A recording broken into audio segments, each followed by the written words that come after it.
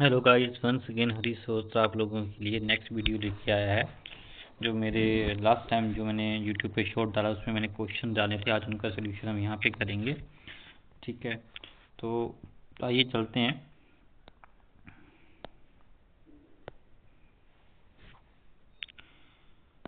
तो यहाँ पे फर्स्ट क्वेश्चन पूछा गया है, which one of the following can exist as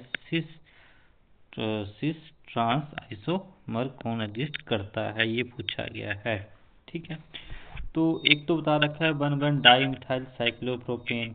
ठीक है, 1 ट्रिपल करके with 2,1,2 di methyl second option बता रखा है। ये ऑप्शन दे रखे हैं आप लोगों को, ये यहाँ पर ऑप्शन है ये कि फर्स्ट ये ऑप्शन है, यहाँ से ये ऑप्शन हैं one first option, second option, third option, fourth option. ठीक है, कि 1,1 डाई मिथाइल साइक्लोप्रोपेन है, 1,2 डाई मिथाइल साइक्लोहेक्सेन है, या पेंट 1 है, जो 2 मिथाइल हेक्स 2 इन है। तो नॉर्मली बच्चे सोचेंगे कि डबल बॉन्ड आ रहा है, तो जिन बच्चों ने तो कंसेप्ट है कन्फर्मेशन का यहाँ पे अगर पढ़ा नहीं होगा तो बच्चे पेंटीन और मिथाइल 2 में से इनका आंसर लगा देंगे। पर एग्जैक्ट में इसका जो आंसर है वो सेकंड ऑप्शन है। क्यों है, हम इसको डिस्कस करते हैं। ठीक है, बाकी ये सिर्फ साइंस आइसोमर नहीं बनेंगे, आप बना के देख लेना। ठीक है, बट सेकंड इसका आंसर है। क्यों है, इसको डिस्कस हम करते हैं। अगर जिन बच्चों ने 11वीं क्लास में कंफर्मेशन का टॉपिक पढ़ा है तो आप लोगों को पता होगा साइक्लोहेक्सेन जो है ना, साइक्लोहेक्सेन की बात करते हैं। साइक्लोहेक्सेन जब वो दो कंफर्मेशन में एग्जिस्ट करती है, एक होती है चेयर फॉर्म, एक होती है बोट फॉर्म। ठीक है, ट्विस्टेड बोट भी होती है, पर हम दोनों की हम चेयर बोट फॉर्म की बात ही करेंगे यहाँ पे। ठीक है,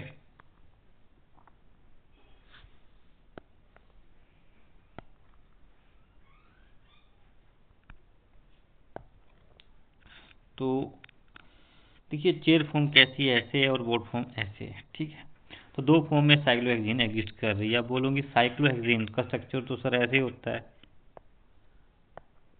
ये साइक्लो नो डाउट ये साइक्लोहेक्सेन है। ठीक है, बट ये एग्जिस्ट कैसे करती है, चेयर और बोट फॉर्म में एग्जिस्ट करती है। ठीक है, तो अगर नाम बता रखा है हम लोगों को 1,2 डाई मिथाइल, है ना, तो 1,2 डाई मिथाइल करके हमें बता रखा 1,2 डाई मिथाइल साइक्लो, है ना, साइक्लो हेक्सेन करके हमें बता रखा हुआ है। मतलब फर्स्ट और सेकंड पोजीशन पे क्या लग रखा है, मिथाइल ग्रुप अटैच्ड है यहाँ पर, है ना, इस तरह से यहाँ पे।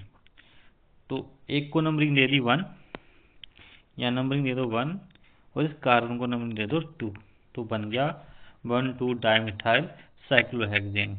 ठीक है, अगर साइक्लोहेक्सेन चेयर और बोट फॉर्म में एग्जिस्ट कर रही है तो नो डाउट 1,2 डाइमिथाइल साइक्लोहेक्सेन भी क्या करेगी, दो फॉर्म में एग्जिस्ट करेगी। ठीक है, एक होगी सिस, एक होगी ट्रांस। ठीक है, तो जैसे कि ये बात करते हैं यहाँ पे, अभी सिर्फ मैं साइक्लोहेक्सेन की बात कर रहा हूँ। ठीक है, जिसमें एक आपको चेयर फॉर्म दिखाई गई है और एक बोट फॉर्म दिखाई गई है। ठीक है, तो ये बोट फॉर्म है बोट की तरह, और ये चेयर फॉर्म है जैसे मैंने अभी आपको दिखाया यहाँ पे, इस तरह से ये बोट फॉर्म है। ठीक है, और ये चेयर फॉर्म है, तो वैसे यहाँ पे था रखा हुआ है। ठीक है, तो अगर मान लेते हैं ये वाली पोजीशन जो है, इसको फर्स्ट मान लो, लेते हैं इसको 1 मान लो। ठीक है, 1,2 बोला, और इसको सेकंड मान लो। ठीक है, तो यहाँ किसी एक हाइड्रोजन की पोजीशन के ऊपर क्या दे रखा है, मान लो यहाँ पे मिथाइल ग्रुप लग गया है। ठीक है, यहाँ पे, और यहाँ पे इसकी पोजीशन पे मिथाइल ग्रुप लग गया है, तो क्या बन जाएगा, 1,2 डाई मिथाइल आ जाएगा। सिमिलरली यहाँ पे भी ऐसा हो जाएगा। फर्स्ट और सेकंड की बात करेंगे हम लोग। ठीक है, अगर यहाँ पे मैं मान लेता हूँ ये CH3 ले लेता हूँ, और यहाँ किसी पे मैं CH3, यहाँ पे इस पोजीशन पे CH3 ले लेता हूँ, तो वो क्या बन जाएगा, 1,2 डाइमिथाइल एडजस्टमेंट बोला गया ना, 1,2 नंबरिंग कहाँ से स्टार्ट करें, यहाँ से करें तो यहाँ से करें तो यहाँ से नंबरिंग स्टार्ट हो रही है आपकी। ठीक है, तो 1,2 डाइमिथाइल साइक्लोहेक्सेन बन जाएगा। ठीक है, कैसे, तो नेक्स्ट स्ट्रक्चर भी देखते हैं। ठीक है, देखिए पहले बात कर रहे हैं हम कि ये आता है। ठीक है, अगर हम इस तरह से देखें तो ये इसको सिस फॉर्म बोल रहा है और इसको क्या बोल रहा है, ट्रांसफॉर्म बोल रहा है। ठीक है, इसमें देखा जाए तो ये दोनों क्या है, फ्रंट में एक दूसरे के सामने है, पर इसमें एक क्या है, एक फ्रंट में और एक क्या है इसके बैक में है। ठीक है, जिसमें एक फ्रंट में एक बैक में होता है उसमें ट्रांसफॉर्म बोली जा रही है, और जिसमें दोनों फ्रंट में होंगे वो क्या होंगे, सिस आइसोमर हो गए सिंपल कंसेप्ट में। ठीक है, बट ये इनके स्केलेटल स्ट्रक्चर्स हैं, ना कि इनकी जो एग्जिस्ट, जो जिस फॉर्म में एग्जिस्ट करते हैं वो है। किस फॉर्म में एग्जिस्ट करते हैं, ये करते हैं इस तरह से, सिस 1,2 डाइमिथाइल साइक्लोहेक्सेन इस तरह से एग्जिस्ट करते हैं। इसमें देखो यहाँ पे ये एक्सियल लाइन पे, एक्सियल लाइन मतलब आपका हाथ आ जाता है, हाथ के हॉरिजेंटल ही मतलब प्लेन है, कॉपी के हॉरिजेंटल प्लेन में ही अगर वो ग्रुप आता है तो वो एक्सियल है, बट वो प्लेन के परपेंडिकुलर आता है तो वो इक्वेटोरियल है। ठीक है, तो सिस फॉर्म में एक फॉर्म क्या है, एक्सियल, एक मिथाइल ग्रुप एक्सियल लगा और एक इक्वेटोरियल लगा, तो उसे सिस 1,2 डाइमिथाइल बोला जा रहा है। बट जिसमें ट्रांस 1,2 डाइमिथाइल में दोनों क्या आ रहे हैं, एक्सियल आ रहे हैं इस तरह से। ठीक है, दोनों एक प्लेन के क्या आ रहे हैं, परपेंडिकुलर आ रहे हैं, एक क्या आ रहा है, अप आ रहा है, एक क्या आ रहा है, डाउन आ रहा है। ठीक है, एक अप आ रहा है, एक डाउन आ रहा है। ठीक है, एक आगे आ रहा है, एक पीछे आ रहा है, इस तरह से किया गया है। ठीक है, तो वो कौन सा है, वो सिस भाई मतलब चेयर फॉर्म साइक्लोहेक्सेन के दो फॉर्म एग्जिस्ट कर गई, सिस और ट्रांस। ठीक है, किसकी, 1,2 डाइमिथाइल साइक्लोहेक्सेन की, एक सिस एक ट्रांस। सिस में एक एक्सियल और एक इक्वेटोरियल है, बट ट्रांस में ये दोनों क्या एक्सियल है बट ऑपोजिट डायरेक्शंस में है। ठीक है, तो ये क्या है, और बाकी अदर एग्जांपल्स आपको यहाँ पे दिखने को मिल रहे होंगे कि जब भी बात करी जाएगी साइक्लोहेक्सेन की तो उसके आइसोमर एग्जिस्ट करेंगे ही करेंगे। ठीक है, अगर मैं एक क्वेश्चन और बनता है कि चेयर और बोर्ड फॉर्म में ज़्यादा स्टेबल कौन होता है ना, तो चेयर बोर्ड फॉर्म की बात करते हैं। देखो यहाँ पे अभी बोला कि यहाँ पे क्या है, मिथाइल ग्रुप्स क्या है दूसरे के आमने सामने है, और यहाँ पे एक बैक में एक पीछे है, मतलब यहाँ पे डिस्टेंस ज़्यादा है, यहाँ इनके बीच में यहाँ डिस्टेंस ज़्यादा है, इनके बीच में डिस्टेंस क्या है, कम है। तो यहाँ डिस्टेंस कम होती है, वहाँ रिपल्शन क्या होती है, स्टेरिक हिंड्रेंस क्या होती है, ज़्यादा होती है ना, क्या बोलते हैं, स्टेरिक हिंड्रेंस या वंडरवॉल स्ट्रेन भी बोला जाता है। ठीक है, वंडरवॉल स्ट्रेन भी बोला जाता है, टॉर्जनल स्ट्रेन भी बोला जाता है। ठीक है, एक नाम और होता है टॉर्जनल स्ट्रेन भी बोला जाता है। ठीक है, तो पूछा जा सकता है कि बोर्ड फॉर्म चेयर फॉर्म में ज़्यादा स्टेबल कौन है भाई। ठीक है, हम बात करते हैं बोर्ड फॉर्म चेयर फॉर्म में ज़्यादा स्टेबल कौन है, तो ये आ गई चेयर फॉर्म, ये आ गई बोर्ड फॉर्म पहले। तो इसमें देखिए ये वाले हाइड्रोजन को बोलते हैं फ्लैग पोल हाइड्रोजन बोला जाता है, ये एक दूसरे के एग्जैक्टली एक दूसरे के सामने होते हैं और उनके बीच में डिस्टेंस कम होती है। ठीक है, बट यहाँ पर ये वाला हाइड्रोजन एक दूसरे के सामने नहीं होते हैं, ना ही ये वाला एक दूसरे के सामने, अपनी एक दूसरे के सामने डिस्टेंस ज़्यादा होती है यहाँ पे, तो यहाँ भी डिस्टेंस ज़्यादा होती है, तो यहाँ रिपल्शन क्या होती है, कम होती है, पर रिपल्शन यहाँ क्या होती है, ज़्यादा होती है। ठीक है, जहाँ रिपल्शन ज़्यादा होगी वो कम स्टेबल होगी। ठीक है, तो chair form is more stable then the boat form. ठीक है, कैसे कैसे इसके कैसे ये हाइड्रोजन कैसे एक दूसरे के दूर है, देखिए सामने नहीं है, कैसे मैं आपको स्ट्रक्चर में दिखाता हूँ।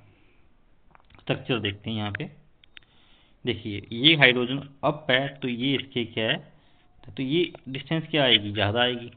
ठीक है, मतलब अपोजिट में, अगर ये मतलब ये इस साइड को है, अगर ये मतलब नॉर्थ में है तो ये इसके अपर डायरेक्शन में, मतलब बात की जाए एक दूसरे के परपेंडिकुलर है, ये वाला सोने के सामने नहीं है भाई। ठीक है, एक दूसरे के क्या परपेंडिकुलर हैं, ये सामने नहीं है। एक ऊपर को है, मान लो ये ऊपर को जा रहा है तो ये क्या जाएगा, ऊपर से इसकी इस तरफ को जाएगा। ठीक है, इस तरफ को।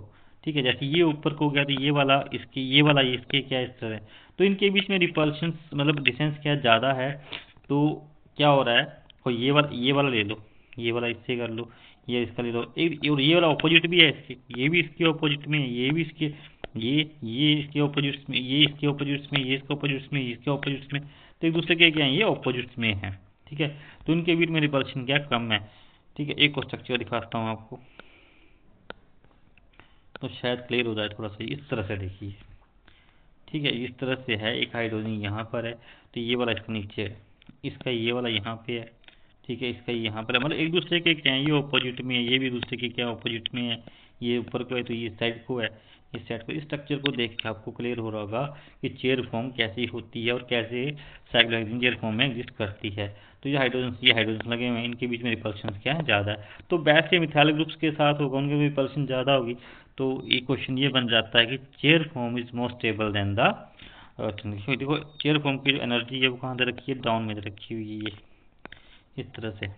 ठीक है, तो पेपर में बड़ा इंपॉर्टेंट क्वेश्चन है ये, पेपर में कहाँ पूछे जाते हैं। यहाँ बोर्ड फॉर्म की एनर्जी दे रखी हुई है, तो बोर्ड फॉर्म की एनर्जी हाई है और चेयर फॉर्म की क्या है, कम है। ठीक है, तो इसकी एनर्जी कम होती है, ज़्यादा क्या होता है, स्टेबल होता है। तो आई होप आप लोगों को इसका आंसर मिल गया होगा। ठीक है, बाकी क्वेश्चन बाकी की बात कर लेते हैं। बाकी जो हमारे पास ऑप्शन थे,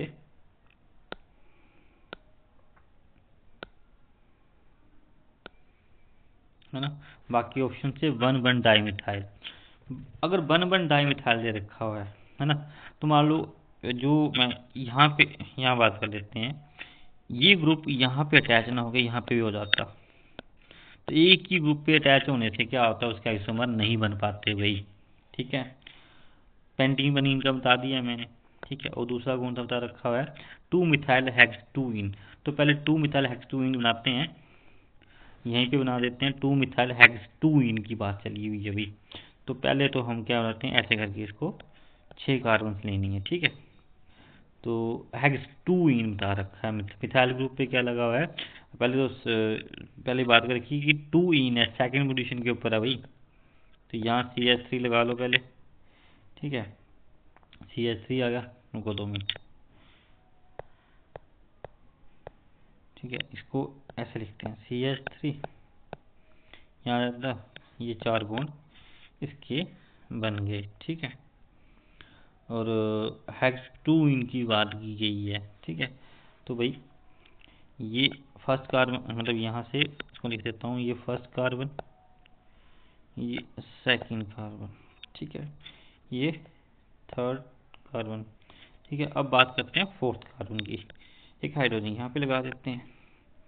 ठीक है, अब यहाँ पे CH2 और यहाँ पे CH3। तो देखो यहाँ पे 1 2 3 4 है ना, 1 2 3 4, ये 5 और ये CH2 आएगा और ये CH3 यहाँ पे।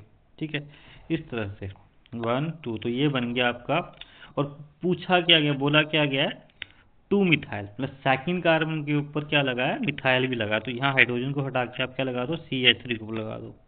ठीक है, तो लॉन्गेस्ट चेन तो मेरी ये आ गई, है ना, 1 2 3 4 5 6 हेक्सेन बन गया भाई।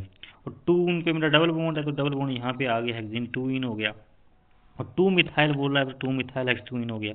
तो देखो यहाँ पे इस साइड भी CH3 ग्रुप है, इस साइड भी CH3 ग्रुप है। ठीक है, तो इसका भी आइसोमर बनना पॉसिबल नहीं है। बट अगर अगर यहाँ पे कोई दूसरा H होता तो इसका आइसोमर बनना, मैं इसको दोबारा से करके दिखाता हूँ। ठीक है, हेक्स 2 इन की बात करी गई है, तो पहले इसका लॉन्ग चेन आइसोमर बनाते, स्ट्रेट चेन बनाते हैं इसकी, CH3 CH2 CH2 CH2। ठीक है, और यहाँ पर CH। ठीक है, CH तो लगा नहीं सकते क्योंकि 2 मिथाइल बोला है, तो यहाँ पे 2 मिथाइल। ठीक है, और यहाँ पे ऐसे करके इसको लगा देते हैं। ठीक है, तो यहाँ से नंबर स्टार्ट करते हैं, 1 2 3 4 5 6। तो 2 मिथाइल है, तो यहाँ पे साइड मिशन पे लगा हुआ ये मिथाइल ग्रुप 2 मिथाइल हो गया, हेक्स और 2 इन है। ठीक है, तो अभी मैंने खोल के इसको बनाते हैं, खोल में इस कार्बन को लिखते हैं। यहाँ पे CH2 नहीं आएगा, यहाँ पे CH2 नहीं आएगा यहाँ पे। ठीक है, यहाँ पे CH2 नहीं आएगा यहाँ पे, क्योंकि कार्बन ने कितने बॉन्ड बनाए हैं, 4 बॉन्ड बनाने हैं, 2 यहाँ पे बने हुए हैं, एक हाइड्रोजन के साथ होगी यहाँ पे हो गया। ठीक है, तो उसको खोल के बनाते हैं। ठीक है, यहाँ पे आ गया CH3 एक और CH3 एक, ये वाला और ये वाला भाई, ये और ये यहाँ पे लगा दिया मैंने। ठीक है, अब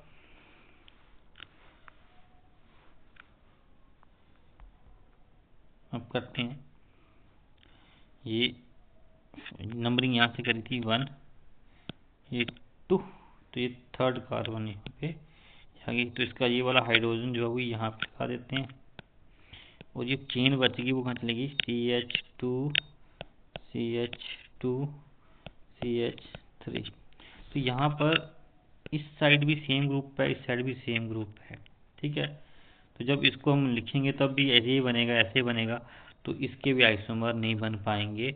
तो सिर्फ 1,2 डाइमेथाइल साइक्लोहेक्सेन के आइसोमर बन पाएंगे, इसके भी नहीं बनेंगे।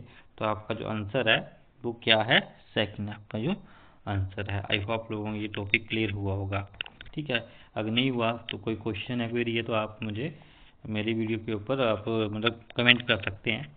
चलिए नेक्स्ट क्वेश्चन पे चलते हैं, ठीक है। नेक्स्ट क्वेश्चन है, phosphoric acid hydrolyzed in 3 steps with their ionization constant values Ka1 Ka2 Ka3 respectively while Ks the flowing state, मतलब यहाँ पे बोला कि Ks इसका निकालना है भाई, ठीक है। मतलब आयनेशन कांस्टेंट इसका क्या होगा, मतलब स्टेटमेंट्स क्या होंगी इसकी पूरी भाई। ये बोला हुआ है कि इसमें से चारों स्टेटमेंट से कौन कौन सी स्टेटमेंट है जो एक्यूरेट है, करेक्ट है, ठीक है। तो पहले तो हमें फार्मूला पता होना चाहिए फॉस्फोरिक एसिड। यहाँ पे सेकंड ऑप्शन में यहाँ पे H5 की जगह H3 होगा, यहाँ पे गलती से प्रिंट हो गया यहाँ पे। मतलब फॉस्फोरिक एसिड का जो फार्मूला होता है वो होता है H3PO4, ये फॉस्फोरिक एसिड है। तो इसकी इक्वेशन लिखते हैं पहले, फिर देखते हैं कौन कौन से ऑप्शन इसके करेक्ट हैं, ठीक है। तो पहले तो स्ट्रक्चर भी बताना चाहिए, स्ट्रक्चर ड्रॉ करते हैं पहले इसका, ठीक है। पहले इसका स्ट्रक्चर ड्रॉ करते हैं, फिर अगली बात करते हैं, ठीक है। तो यहाँ पर आ गया ये ऑक्सीजन, ठीक है। यहाँ पर ये आ जाएंगे हाइड्रोजन, ठीक है। यहाँ पर भी इसके साथ ये ऑक्सीजन, और ये यहाँ पर हाइड्रोजन अटैच्ड है। सिमिलरली यहाँ पे भी एक ऑक्सीजन है, और उसके साथ भी यहाँ पर हाइड्रोजन सिंगल बॉन्ड है, यहाँ पे हाइड्रोजन है, ठीक है। अब इन ऑक्सीजन के ऊपर क्या होता है, लोन पेयर होते हैं, है ना। जैसा आपको पता है इन ऑक्सीजन के ऊपर क्या होते हैं, lone pair of electrons present होते हैं। दो यहाँ पे, दो दो दो, ऐसे करके।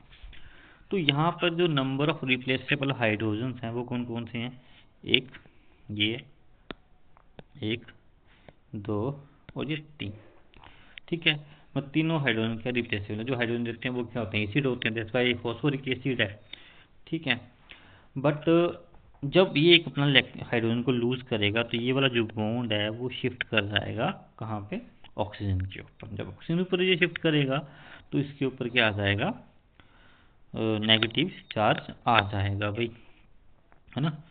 तो क्या बन जाएगा, यहाँ पे आ जाएगा आपका ऑक्सीजन, मतलब इसके लोन पेयर्स, ठीक है। यहाँ पर ऑक्सीजन और उसके जो है वो लोन पेयर एज इट, यहाँ पे मतलब इसके ऊपर क्या आ गया, नेगेटिव चार्ज आ गया। मतलब ये इसको इसने गेन किया तो 1 नेगेटिव चार्ज आ गया, ये ऐसे एज रहेगा, ठीक है, और ये ऐसे एज इट रहेगा यहाँ पे, ठीक है।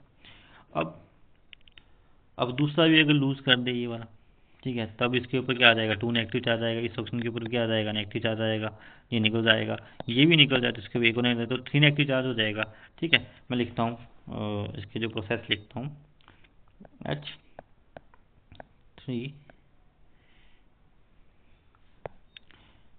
P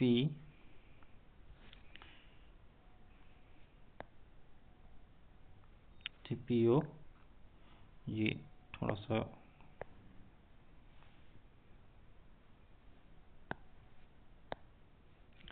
H3PO 4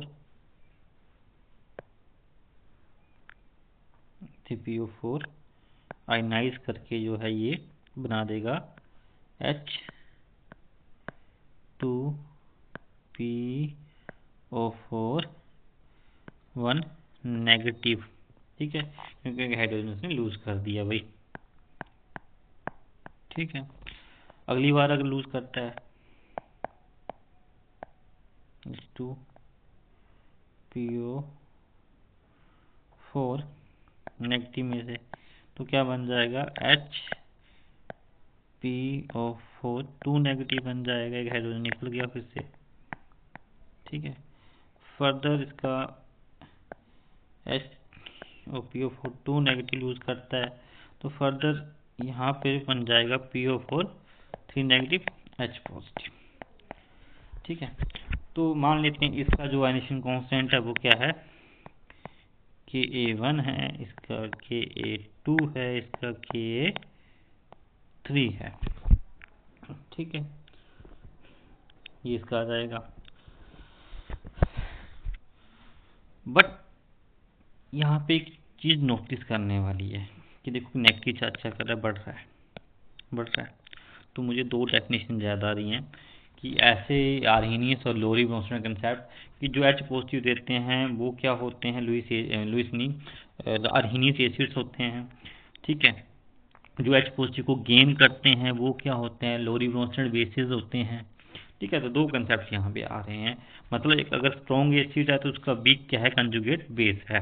ठीक है, तो H3PO3 क्या है, स्ट्रॉन्ग क्या है, स्ट्रॉन्ग एसिड है, तो उसका जो बेस होगा वो वीक कंजुगेट बेस होगा, वीक कंजुगेट बेस होगा, है ना। इसका क्या मतलब है, आर्हीनियस के अकॉर्डिंग जो सब्सटेंसेस H पॉजिटिव देते हैं वाटर में वो सब्सटेंसेस आर्हीनियस एसिड कहलाते हैं, और लोरी ब्रोंस्टन कंसेप्ट के जो सब्सटेंसेस H पॉजिटिव को एक्सेप्ट करते हैं वो लोरी ब्रोंस्टन बेसिस कहलाते हैं। ठीक है, अब कौन से सब्सटेंसेस हैं जो H पॉजिटिव को ज़्यादा अट्रैक्ट करते हैं, जिनके ऊपर नेगेटिव चार्ज ज़्यादा होता है, पॉजिटिव चीज़ को अट्रैक्ट करेंगे। सबसे ज़्यादा पॉजिटिव नेगेटिव चार्ज कहाँ पर है, PO3 नेगेटिव के ऊपर है, तो सबसे जल्दी कौन अट्रैक्ट करेगा, इस पोज को A करेगा। तो ये क्या होगा, स्ट्रॉन्ग बेस होगा, है ना। क्या होगा स्ट्रॉन्ग बेस होगा। अगर स्ट्रॉन्ग बेस है तो इसका जो वीक कंजुगेट एसिड होगा, तो ये क्या होगा, वीक कंजुगेट एसिड है। मतलब जो चीज़ स्ट्रॉन्ग है उसका वाइस वर्सा कर दो, उसका वो वीक हो जाएगा। ठीक है, तो उसके बाद अगर ये स्ट्रॉन्ग बेस है तो ये वीक क्या होगा, इसका वीक कंजुगेट एसिड होगा। ठीक है, तो ये पूछा गया है, ये स्ट्रॉन्ग बेस है तो वीक कंजुगेट एसिड हो जाएगा। ठीक है, तो जिसके ऊपर नेगेटिव चार्ज ज़्यादा है वो H पॉजिटिव को जल्दी क्या कर एक्सेप्ट कर लेगा, मतलब स्ट्रॉन्ग बेस होगा। अगर वो स्ट्रॉन्ग बेस है, ये स्ट्रॉन्ग बेस है तो इसकी जो ये वाली चीज़ें होंगी वीक एसिड होगा, है ना, वीक एसिड होगा, तो ये भी होगा। तो सबसे स्ट्रॉन्ग एसिड कौन सा होगा, सबसे स्ट्रॉन्ग एसिड ये होगा क्योंकि उसका वीक कंजुगेट बेस है। H पॉजिटिव को ये भी अटैक करेगा, but PO3 negative PO2 HPO2 negative के कंपेरिजन में ये H पॉजिटिव को धीरे अटैक करेगा क्योंकि वन नेगेटिव चार्ज है। जिसके ऊपर नेगेटिव चार्ज ज़्यादा होगा वो H पॉजिटिव जल्दी अटैक करेगा। अटैक करता है तो वो बेस होता है, अगर वो बेस हुआ तो वो क्या होगा, H पॉजिटिव को जो जल्दी एक्सेप्ट करेगा वो क्या होगा, स्ट्रॉन्ग बेस होगा। स्ट्रॉन्ग बेस होगा तो वो क्या होगा, वीक एसिड होगा। ठीक है, तो उस हिसाब से हमारा जो स्ट्रॉन्ग एसिड है वो क्या है, स्ट्रॉन्ग एसिड हमारे पास कौन सा आया, स्ट्रॉन्ग एसिड आया H3PO4, फिर आया H2PO4 1 नेगेटिव, फिर आया HPO4 2 नेगेटिव। ठीक है, तो ये स्ट्रॉन्गेस्ट एसिड है भाई। ठीक है, एक ही हमारे पास ये आ गया। ठीक है, ये क्लियर हुआ होगा आप लोगों को। अब दूसरा है कि कैलकुलेशन किसकी करते हैं, हम कैसे करते हैं आयनिशन कांस्टेंट की कैलकुलेशन क्या करते हैं। तो ionisation constant, overall ionisation constant कैसे निकाला जाता है ना, कैसे, product of all the ionisation constant of all the steps. ठीक है, तो कितने स्टेप्स, 3 स्टेप्स थे, तो Ka1, ठीक है, Ka2 और Ka3 करके। ठीक है, तो ये फार्मूला है ओवरऑल आयनिशन कांस्टेंट निकालने का, जिसमें 3 स्टेप थे रिएक्शन में, तीनों को मल्टीप्लाई कर देते हैं, उनको K निकला जाता। कैसे सोल्व कैसे करते हैं, हमने वैल्यू कैसे निकालते देखा है। अगर मैं इनका लॉग लेता हूँ तो लॉग क्या बन जाएगा, लॉग K बन जाएगा। ठीक है, अगर मैं इसका लॉग लेता हूँ तो मेरा प्लस का जो मल्टीप्लिकेशन का साइन, तो वो किस में कन्वर्ट हो जाता है, वो पॉजिटिव में जाता है, तो log K2 बन जाएगा और log K3 बन जाएगा। ठीक है, तो एक ऑप्शन आपको ये रखा होता है, ये रखा हुआ है। ठीक है, ये भी हो गया, ये भी हो गया। ठीक है, तो ये तीन ऑप्शन हमारे पास में बन रहे हैं। तो क्वेश्चन में क्या पूछा गया है, क्वेश्चन में पूछा गया है कि इसमें से ट्रू कौन सा है, तो भाई ये भी हो गया ट्रू। ठीक है, ये ट्रू हो जा रहा है, ये हो गया। अब यहाँ पे H5 की जगह H3PO4 होगा यहाँ पे, है ना। स्ट्रॉन्गर एसिड देन द, यहाँ पे आएगा H2PO4 नेगेटिव, HPO नेगेटिव, तो इससे होगा, हो जाएगा। फिर एक चीज़ पूछी गई है कि K1 किसका ज़्यादा है, मतलब K1 किसका, तो K2।